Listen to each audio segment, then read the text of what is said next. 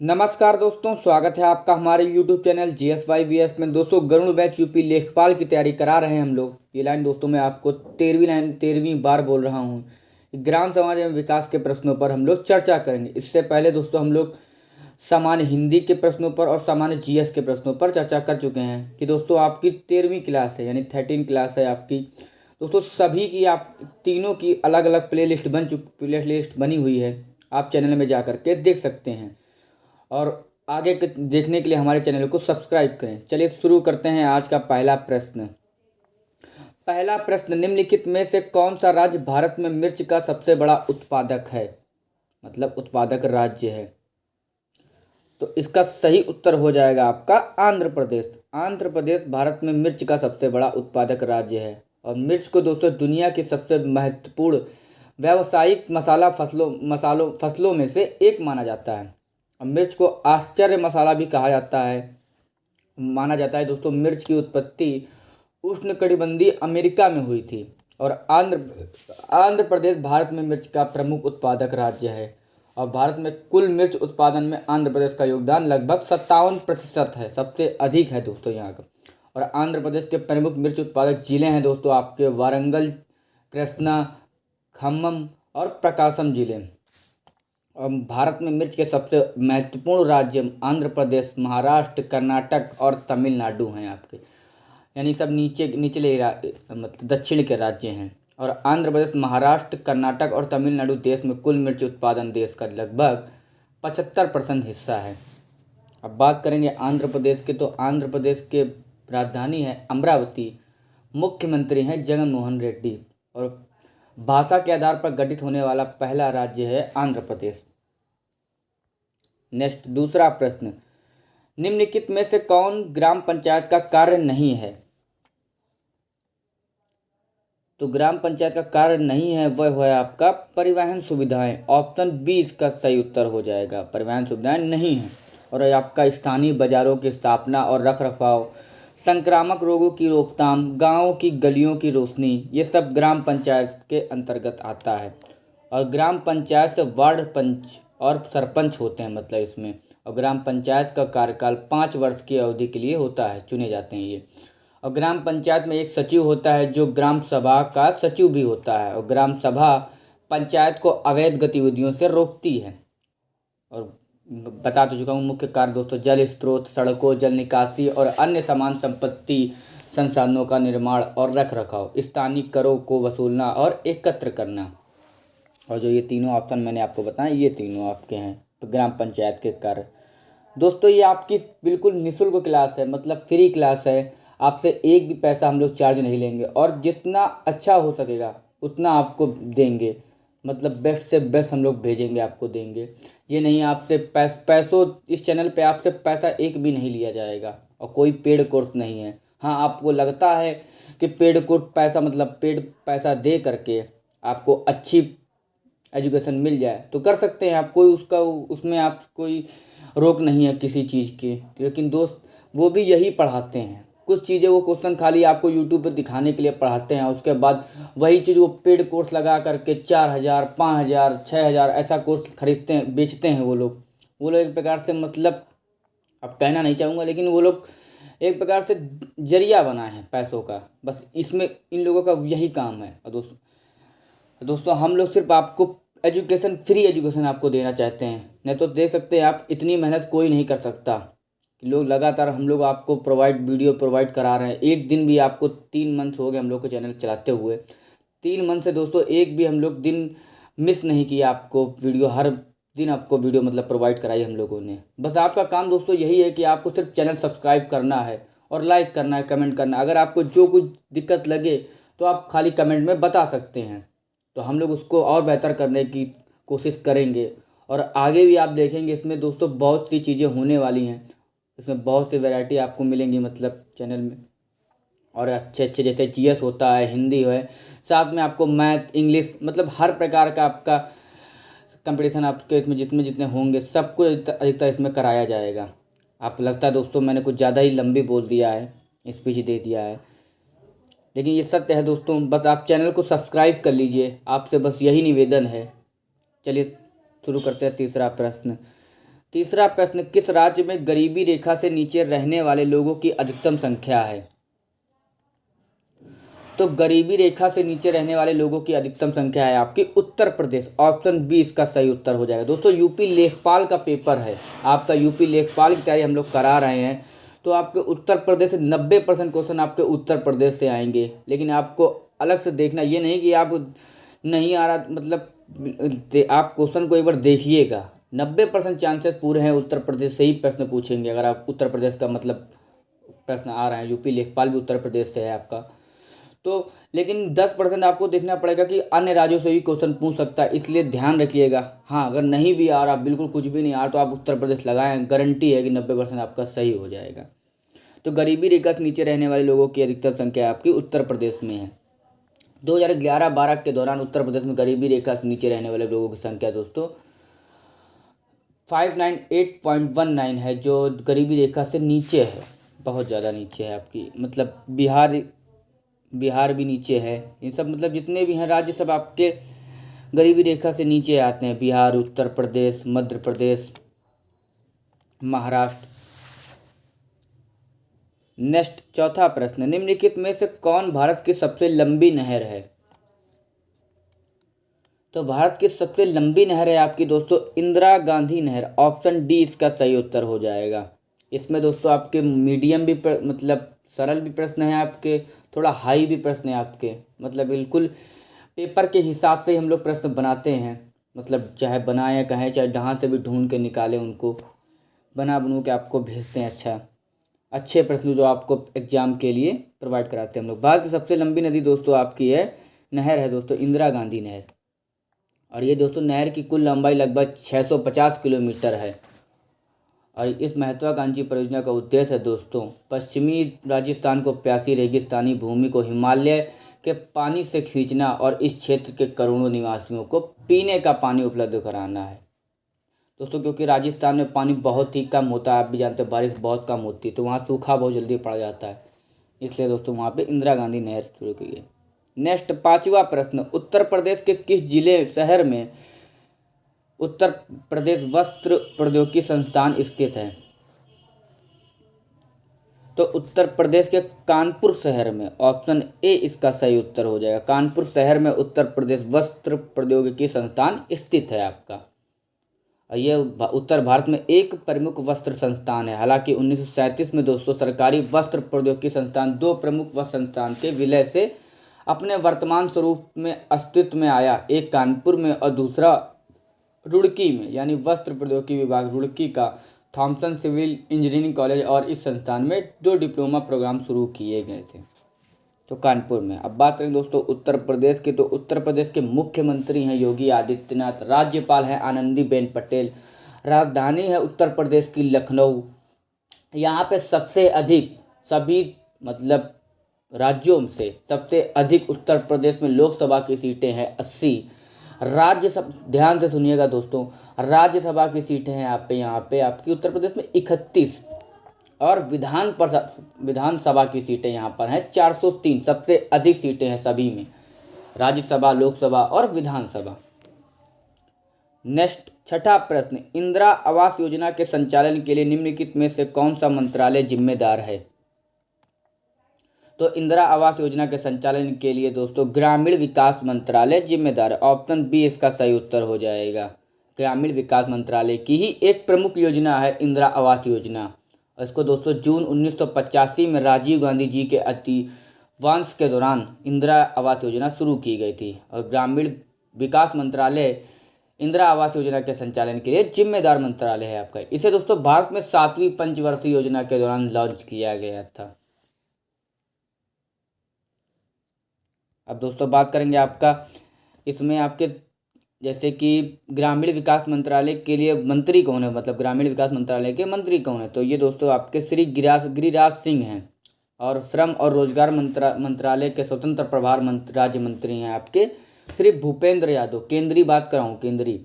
और शिक्षा मंत्रालय के दोस्तों मतलब मंत्री हैं आपके केंद्रीय श्री धर्मेंद्र प्रधान, शिक्षा मंत्री हैं आपके धर्मेंद्र प्रधान। और सामाजिक न्याय और सशक्तिकरण मंत्रालय के मंत्री हैं दोस्तों डॉक्टर वीरेंद्र कुमार। नेक्स्ट सातवां प्रश्न, राष्ट्रीय जलमार्ग एक इलाहाबाद की हल्दिया से जोड़ता है, जिसमें कौन सी 3 नदियां शामिल हैं। मतलब इसमें आपको बताना है कि राष्ट्रीय जलमार्ग एक जो इलाहाबाद को हल्दिया से जोड़ता है, इसमें कौन कौन सी नदियां आपकी शामिल हैं। तो इसमें दोस्तों आपको नो डाउट, इसमें दोस्तों आपका गंगा, भागीरथी और हुगली नदी। गंगा नदी आप जानते ही हैं उत्तराखंड, भागीरथी भी आपकी उत्तराखंड, और हुगली आपकी कलकत्ता में जा कर के आपकी मिलती है जा कर के।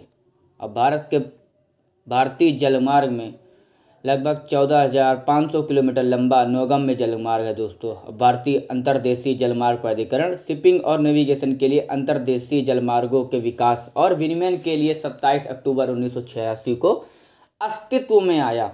और दोस्तों भारतीय अंतर्देशीय जलमार्ग प्राधिकरण यानी IWAI का मुख्यालय आपका नोएडा उत्तर प्रदेश में स्थित है। और दोस्तों भारत के राष्ट्रीय जलमार्ग जैसे कौन कौन से आपके हैं, जैसे राष्ट्रीय जलमार्ग इलाहाबाद से फर्स्ट है दोस्तों, इलाहाबाद से हल्दिया, ये गंगा भागीरथी हुगली नदी इसमें है। दूसरी आपकी है राष्ट्रीय जलमार्ग 2, ये आपकी सादिया से दुबरी विस्तार है, ये ब्रह्मपुत्र नदी इसमें नदी आती है। और राष्ट्रीय जलमार्ग 3 इसमें दोस्तों कोल्लम और कोट्टापुरम विस्तार, ये दोस्तों आपकी वेस्ट कोस्ट नहर और चंपाकरण और उद्योग मंडल नहरें आती है इसमें। ऐसे ही दोस्तों आपकी नदियाँ आती हैं सभी। इसके दोस्तों अलग से आपको बताऊंगा तभी आप समझ पाएंगे, अलग से वीडियो बना करके भेजूंगा। नेक्स्ट 8वां प्रश्न, भारत का कौन सा राज्य कपास का सबसे बड़ा उत्पादक राज्य है। तो भारत का सबसे ज़्यादा मतलब बड़ा राज्य कपास का है तो वह है आपका गुजरात। ऑप्शन ए इसका सही उत्तर हो जाएगा। गुजरात दोस्तों कपास का सबसे बड़ा उत्पादक राज्य है और कपास सबसे महत्वपूर्ण नकदी फसलों में से एक है और कुल वैश्विक रेशा उत्पादन का दोस्तों लगभग 25% है। और तमिलनाडु और उड़ीसा राज्यों में भी आपकी कपास उगाई जाती है दोस्तों। ऐसे तो सब जगह उगाई जाती है लेकिन यहाँ मतलब ज़्यादा मात्रा में उगाई जाती है। और कपास दोस्तों गर्म जलवायु में बढ़ती है और काली मिट्टी कपास के विकास के लिए सबसे उपयुक्त है। दोस्तों आपसे पूछ सकते हैं, देखिए एग्जाम में अगर आपको समझना है तो आपको इसी में जो मैं आपको एक्स्ट्रा जानकारी दूँ इसी में से आपके 1-2 नंबर आपके ऐसे बन जाते हैं। जैसे कि मतलब कपास की मतलब काली मिट्टी किसके लिए प्रयुक्त होती है, तो आपके कपास के लिए सबसे मतलब आती है सबसे अधिक। अब आपसे पूछ सकता है कपास किसके लिए मतलब कपास किस मिट्टी में सबसे अधिक होती है, तो आपकी काली मिट्टी, क्योंकि इसमें बहुत अधिक नमी रखने की क्षमता होती है। क्योंकि काली मिट्टी में दोस्तों नाइट्रोजन, फास्फोरस और कार्बनिक पदार्थों में खराब होती है। और काली मिट्टी के अलावा दोस्तों मिट्टी या रेगुड़ मिट्टी भी कहा जाता है दोस्तों इसको। अब नेक्स्ट तो इसमें दोस्तों आपके भारत के कुछ उच्चतम फसल उत्पादक राज्य हैं, जैसे कि आपके कि भारत में सबसे बड़ा चावल उत्पादक राज्य है आपका पश्चिम बंगाल। देखिए इसमें से 1 नंबर आपका पक्का है यूपी लेखपाल में, आप ध्यान से पढ़िएगा कि भारत में सबसे बड़ा चावल उत्पादक राज्य है आपका पश्चिम बंगाल। और भारत में सबसे बड़ा गेहूं उत्पादक राज्य है आपका उत्तर प्रदेश। आप मतलब यूपी लेखपाल की तैयारी कर ही रहे हैं तो इसको ध्यान से पढ़िएगा सभी को। अब आपका ये पूछ सकता है भारत में सबसे बड़ा चावल उत्पादक राज्य, तो क्या आप उत्तर प्रदेश थोड़ा नहीं लगा देंगे, जो होगा वही तो लगाएंगे। तो भारत में सबसे बड़ा सफ़ेद सरसों और सरसों उत्पादक राज्य है आपका राजस्थान। और भारत में सबसे बड़ा चीनी उत्पादक राज्य है आपका उत्तर प्रदेश। और भारत में सबसे बड़ा दाल उत्पादक राज्य है आपका मध्य प्रदेश। और भारत में सबसे बड़ा जूट उत्पादक राज्य है आपका पश्चिम बंगाल। यानी पश्चिम बंगाल आपका चावल के भी मामले में आगे है और जूट के भी मामले में आगे है। और उत्तर प्रदेश आपका दोनों है, देखिए आपका उत्तर प्रदेश चीनी के मामले में भी है और गेहूं के मामले में भी है। नेक्स्ट 9वां प्रश्न, पंचायती राज निम्नलिखित में से किस राज्य में पहली बार प्रस्तुत किया गया था। तो पंचायती राज दोस्तों राजस्थान में पहली बार प्रयुक्त किया था। ऑप्शन सी इसका सही उत्तर हो जाए। सबसे पहले राजस्थान में 2 अक्टूबर 1959 में पंचायती राज व्यवस्था स्थापित की गई, जिसके बाद दोस्तों आंध्र प्रदेश ने इस प्रणाली को अपनाया था।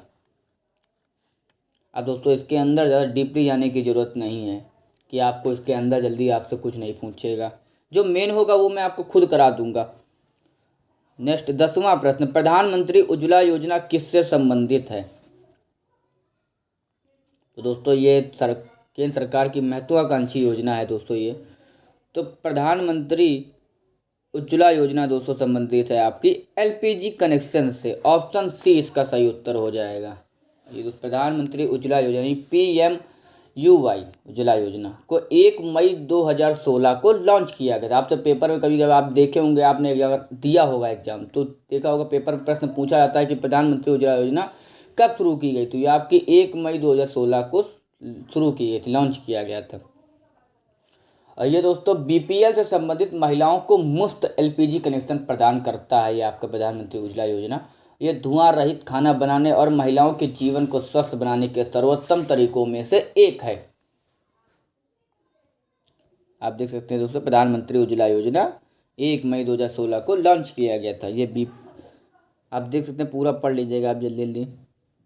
नेक्स्ट, कौशल भारत कार्यक्रम दोस्तों, जिसे दोस्तों 15 जुलाई 2015 को भाजपा के नेतृत्व वाली सरकार ने लॉन्च किया था। और ग्रामीण कौशल भारत भी इस योजना का एक हिस्सा है। इसने व्यक्ति को कौशल और व्यवसाय प्रदान करना शुरू किया ताकि वह आत्मनिर्भर बन सके और देश की आर्थिक वृद्धि में वृद्धि हो सके, आर्थिक वृद्धि में। दोस्तों, सरकार ने कुछ चीज़ें अच्छी की है, मैं मानता हूँ, ऐसा नहीं कि सरकार ने, लेकिन खाली ऐसे कनेक्शन मुफ्त में क्यों दे। हमने नहीं कहा कि मुफ्त दीजिए, लेकिन आप इतना आत्मनिर्भर बना दीजिए किसी को कि आपको किसी के मांगने की ज़रूरत ही ना पड़े लोगों को। आप देख सकते हैं कितनी बेरोजगारी बढ़ चुकी है। अगर जो बच्चा पढ़ रहा होगा तो उसको पता होगा, अगर बहुत बच्चा होशियार होगा तो वो निकाल लेगा, लेकिन आप निकाल लोगे लेकिन लाखों बच्चे नहीं निकाल पाएंगे। और देश कहाँ जा रहा है किसी को नहीं, अंदाज़ा नहीं है इस चीज़ का। इसलिए दोस्तों कह रहा हूँ, पढ़ लीजिए आप। जो मीडियम हैं, मध्यम वर्गीय हैं, वो ज़रूर अपनी कोशिश करते रहें साथ में, क्योंकि उनको ज़रूरी लगना। नेक्स्ट दोस्तों, प्रधानमंत्री, अब जो ज़्यादा बोलूँगा तो आप कहोगे कि भाषण दे रहा हूँ, इसलिए ज़्यादा नहीं कहना चाहिए। प्रधानमंत्री जनधन योजना, ये दोस्तों इसको वर्ष 2014 में 28 अगस्त को लॉन्च किया गया था।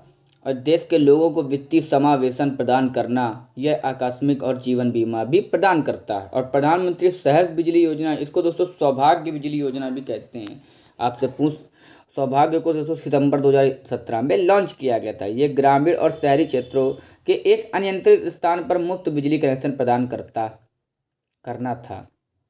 नेक्स्ट, 11वां प्रश्न, उत्तर प्रदेश में किस प्रकार की अधिकतम मात्रा में मिट्टी पाई जाती है। तो उत्तर प्रदेश में दोस्तों, इसके दो ऑप्शन नीचे हैं, ऐसा मत सोचिएगा कि हमने खाली एक ही कराया है। तो उत्तर प्रदेश में दोस्तों आपकी जलोढ़ मिट्टी अधिकतम मात्रा में पाई जाती है। ऑप्शन बी इसका सही उत्तर हो जाएगा। प्रमुख मिट्टी आपकी जलोढ़ मिट्टी है उत्तर प्रदेश में। अब दोस्तों, गंगा और उसकी सहायक नदियों द्वारा यह हिमालय में प्रवाहित होने के कारण जमा होती है। नेक्स्ट, 12वां प्रश्न, मनरेगा के तहत जॉब कार्ड की वैधता क्या है, मतलब कितने वर्ष की है। तो मनरेगा के तहत जॉब कार्ड की वैधता दोस्तों 5 वर्ष है। ऑप्शन सी इसका सही उत्तर हो जाएगा। जॉब कार्ड दोस्तों एक अनूठा दस्तावेज जो महात्मा गांधी राष्ट्रीय ग्रामीण रोजगार गारंटी योजना के तहत श्रमिकों के अधिकारों को रिकॉर्ड करता है। जॉब कार्ड कानूनी रूप से पंजीकृत परिवारों को काम करने के लिए आवेदन करने और धोखाधड़ी के खिलाफ श्रमिकों की सुरक्षा करने का अधिकार देता है। और मनरेगा में अकुशल रोजगार पाने के इच्छुक वयस्क सदस्य जॉब कार्ड के लिए आवेदन कर सकते हैं। और इसके शायद दोस्तों 5 वर्ष की वैधता होती है। नेक्स्ट, 13वां प्रश्न, 2011 की जनगणना के अनुसार निम्नलिखित में से किस राज्य में सबसे अधिक ग्रामीण आबादी है। तो 2011 की जनगणना के अनुसार दोस्तों उत्तर प्रदेश राज्य में सबसे अधिक ग्रामीण आबादी। ऑप्शन डी इसका सही उत्तर है। ओवरऑल भी सबसे अधिक आबादी उत्तर प्रदेश की है और ग्रामीण में भी सबसे अधिक आबादी उत्तर प्रदेश की है। जो 15वीं भारतीय जनगणना 2011 की जनगणना हुई थी उसमें 2 चरणों में सूचीबद्ध किया गया था। अब दोस्तों अब तो और भी बढ़ गई होगी। नेक्स्ट, 14वां प्रश्न, ओलेरीकल्चर से क्या तात्पर्य है। तो ओलेरीकल्चर दोस्तों इसको तो आपको आना चाहिए दोस्तों। मैंने कहा था कि कुछ प्रश्न मैंने आपको सरल रखे हैं, कुछ थोड़ा टाइट रखे हैं। इसका सही उत्तर हो जाएगा ऑप्शन सी, सब्जियों की खेती।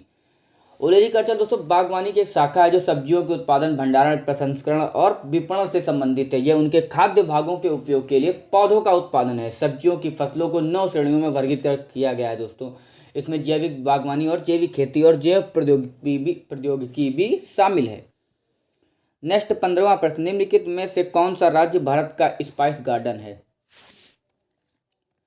तो दोस्तों स्पाइस गार्डन है आपका ऑप्शन बी केरल। केरल को दोस्तों भारत का मसाला उद्यान के रूप में भी जाना जाता है दोस्तों, क्योंकि इसमें कई प्रकार के मसाले होते हैं और जो अपने स्वाद के लिए पूरी दुनिया में लोकप्रिय हैं। अब पूरे राज्य में मसालों की खेती के लिए इडुक्की और वायनाड प्रमुख जिले हैं। बात करें दोस्तों केरल की, तो केरल के राजधानी है दोस्तों तिरुवनंतपुरम। मुख्यमंत्री हैं पी विजयन और राज्यपाल हैं दोस्तों आरिफ मोहम्मद खान। और दोस्तों यहीं पे आपका सबरीमाला मंदिर बना है, जो बहुत ही चर्चा में आया था 2-3 साल पहले। अब बात करें दोस्तों कश्मीर की, तो कश्मीर में दोस्तों कश्मीर बागवानी और फूलों की खेती के लिए प्रसिद्ध है, खास तौर पर केसर की खेती के लिए, जिसे केसर शहर के नाम से भी जाना जाता है। और आपका आंध्र प्रदेश की बात करें तो आंध्र प्रदेश की दोस्तों हो जाएगी आपकी, ये आंध्र प्रदेश चावल तंबाकू के लिए प्रसिद्ध है। आंध्र प्रदेश अपने आमो यानी जीआई टैग के लिए भी प्रसिद्ध है और ये भारत में चावल के प्रमुख उत्पादक होने के कारण राइस बाउल ऑफ इंडिया के रूप में भी जाना जाता है। अब बात करेंगे दोस्तों पंजाब की, तो पंजाब में दोस्तों पंजाब क्षेत्र गेहूं, फलों और सब्जियों को उगाने के लिए आदर्श है। यही मुख्य कारण है कि पंजाब को भारत का अन्न भंडार या भारत की रोटी की टोकरी भी कहा जाता है। इंपॉर्टेंट है, आपसे पूछ सकता है कि भारत का अन्न भंडार किसे कहते हैं, तो आपका पंजाब। और यह बोल सकता है कि भारत की रोटी की टोकरी किसे कहते हैं, तो आपका इसका भी हो जाएगा पंजाब। नेक्स्ट 16वां प्रश्न, काट एवं दाह कृषि का एक प्रकार है। दोस्तों वो खाली आपको एग्जामिनर ऐसे ही प्रश्न आपको फंसाता है, प्रश्न आपको समझना पड़ेगा, ऐसे नहीं कि रटने से कोई फ़ायदा नहीं कि आप रट लिया तो आपको कुछ भी आ जाएगा, ऐसा नहीं है। हाँ, आपको पेड कोर्स खरीदना है, खरीद लीजिए और वही पेपर खरीद के देख लीजिए, फिर आपको ओवरऑल वो भी यही पढ़ाएंगे, कोई एक्स्ट्रा अपने मन से अलग से जानकारी नहीं दे देंगे। तो काट एवं दाह कृषि दोस्तों स्थानांतरण कृषि है, आपके ऑप्शन ए इसका सही उत्तर हो जाएगा। और काट एवं दाह कृषि एक प्रकार का स्थानांतरण कृषि है। यह खेती की एक विधि है जिसमें खेत, जिसे एक स्वीडन कहा जाता है, निर्माण करने के लिए जंगल या जंगल में पौधों को काटना और जलाना शामिल होता है। अब इसके अंदर आपको ज़्यादा जाने की जरूरत नहीं है। नेक्स्ट 17वां प्रश्न, किस राज्य सरकार ने मुख्यमंत्री ग्रामोद्योग विकास योजना शुरू की है? तो मुख्यमंत्री ग्रामोद्योग विकास योजना शुरू की है राज्य सरकार ने उत्तर प्रदेश सरकार ने। ऑप्शन बी इसका सही उत्तर हो जाएगा। और मुख्यमंत्री ग्रामोद्योग विकास योजना दोस्तों यह है ग्रामीण शिक्षित युवाओं के शहरी क्षेत्रों में पलायन को हतोत्साहित करने और बेरोजगारी की समस्या को तेजी से बढ़ाने के उद्देश्य से बैंकों द्वारा ग्रामीण व्यक्तिगत उद्यमियों को 10-10 लाख रुपए की वित्तीय सहायता प्रदान करने की कैप्सन योजना तैयार की है। इस योजना के तहत 4% की ब्याज दर से अधिक और जो 10% के अधीन है। ये मत सोचिए कि आपको फ्री में मिल रहा है, आपको ब्याज देना पड़ेगा। ये नहीं कि 10-10 लाख रुपए ले लिया, देना ही नहीं बैंक को, ऐसा नहीं है, देना पड़ेगा आपको। तो कुछ सरकारें बस खाली ऐसे ही आपको बोल दिया कि दे 5-5 लाख रुपए दे रहे, 5-5 लाख सरकार दे, तो ये नहीं तो ये 5-5 लाख दे रही तो आपको फ्री में दे रही। फ्री में कोई चीज़ नहीं देता आज के ज़माने में। नेक्स्ट 18वां प्रश्न, किस सिंचाई अभ्यास से अधिकतम जल संरक्षण होता है? सिंचाई अभ्यास से अधिकतम जल संरक्षण होता है दोस्तों, इसका हो जाए बूंद सिंचाई। ऑप्शन सी इसका सही उत्तर हो जाए, बूंद सिंचाई अभ्यास से अधिकतम जल संरक्षण होता है। दोस्तों बूंद सिंचाई वह होता है जो यह एक प्रकार की सूक्ष्म सिंचाई प्रणाली जिसका उपयोग जल और पोषक तत्वों को बचाने के लिए किया जाता है ताकि पौधों की जड़ों तक धीरे धीरे जा सके। नेक्स्ट 19वां प्रश्न, जिला परिषद को कौन भंग कर सकता है? तो दोस्तों जिला परिषद को भंग कर सकता है आपका राज्य सरकार। ऑप्शन बी इसका सही उत्तर हो जाए। जिला परिषद को पंचायती राज व्यवस्था का तीसरा स्तर माना जाता है दोस्तों। और पंचायती राज व्यवस्था में लोगों की भागीदारी का विचार जनपद पंचायत और जिला परिषद नामक 2 अलग अलग स्तरों तक फैला हुआ है। जिला परिषद जिला स्तर पर विकासात्मक योजनाएं बनाता है। जिला परिषद सभी ग्राम पंचायतों के बीच धन वितरण को नियंत्रित करता है और राज्य सरकार के पास जिला परिषद को भंग करने की शक्ति है। राज्य और केंद्र सरकार की विभिन्न विकास गतिविधियों और कल्याणकारी योजनाओं को जिला परिषद के माध्यम से कार्यान्वित किया जाता है। नेक्स्ट 20वां प्रश्न, भारत में सबसे अधिक कौन सी फसल की खेती की जाती है? तो इसका सही उत्तर हो जाएगा दोस्तों आपका ऑप्शन डी चावल। ऑप्शन सी हो जाएगा, ऑप्शन सी चावल। इसमें आपको देखना पड़ेगा, एग्जामिनर फंसा देता, आपको ऑप्शन चेंज कर देगा, ये नहीं कि आप कुछ भी लेते। ये चावल होता है दोस्तों। भारत में चावल सबसे ज़्यादा उगाई जाने वाली फसल है। ये देश के कुल खाद्यान्न उत्पादन 40% से अधिक का योगदान करता है। इसके बाद आपका दोस्तों जानते ही होंगे आप, उसके बाद चावल के बाद गेहूँ आता है। और पश्चिम बंगाल भारत का सबसे बड़ा चावल उत्पादक राज्य है जिसकी लगभग आधी कृषि योग्य भूमि चावल की खेती के अधीन है। और चावल की खेती के मामले में उत्तर प्रदेश लगभग दोस्तों 5.86 मिलियन हेक्टेयर भूमि के साथ चावल का दूसरा सबसे बड़ा उत्पादक राज्य है। यानी पहले स्थान पर पश्चिम बंगाल, दूसरे स्थान पर आपका उत्तर प्रदेश है। चावल एक खरीफ फसल है, इसे मानसून के अंत में या सर्दियों के मौसम की शुरुआत में बोया जाता है। नेक्स्ट 21वां प्रश्न, उत्तर प्रदेश का निम्नलिखित में से कौन सा शहर रामायण सर्किट योजना का हिस्सा नहीं है? तो दोस्तों ज़्यादा आप उत्तर प्रदेश के जरूर प्रश्न याद कर लीजिएगा, क्योंकि उत्तर प्रदेश से रिलेटेड जितने भी महत्वपूर्ण प्रश्न सभी को याद कर लीजिए, क्योंकि यूपी लेखपाल में आपके उत्तर प्रदेश से भी प्रश्न आएंगे।